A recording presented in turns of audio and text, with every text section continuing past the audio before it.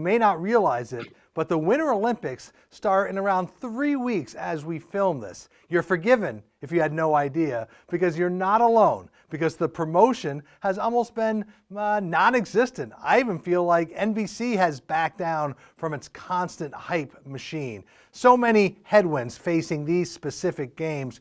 Rick, you're familiar with the Olympics, you worked in the Olympic movement, you've written a lot about the games. What's your take as we approach the opening ceremony? You know, Abe, I hadn't really been thinking about Beijing, and I should be. And I was in a taxi the other night in New York City, and the NBC promo came on the taxi screen. Yes, same for me. Yeah. I think a lot of this is because we're not watching television anymore. And so if you're not getting that promo piece on your laptop or on your iPad, you're having to get it on the taxi or in the taxi. I'm sad for NBC. They paid a huge amount of money for these rights. I'm sad for the IOC that the world is changing. People will figure it out. We'll get there. The Beijing Games will probably be great. But right now they need a good controversy actually to drive an awareness that the games are about to start. I have two experienced sports business executives that don't hit mute in taxi cabs. It's incredible. There was usually I would, but they were showing an athlete who's married to a Denver Bronco. That was the promo that I saw. that got you. Yeah. Listen, NBC is going to have the Olympics on for a fortnight. They're going to win prime time for 2.5 weeks. The ratings are going to be well down from 4 years beforehand, but they're still going to be significant. They're going to do well, and NBC always knew that they had to get through Tokyo and Beijing to the promised land of Paris and LA. I totally agree. I mean, I don't know, Rick, if I could say I feel sad for the IOC. I mean, the IOC, it's their bed. They made it, they almost have a blind eye when it comes to China in my mind.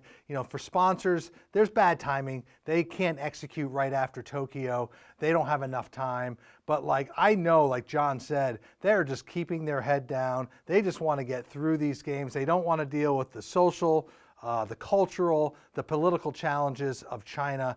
And I'm sure NBC probably wants to avoid that headache as well. And so get through these games. The IOC is not going to say anything or make any statements that would all run counter to their host in China.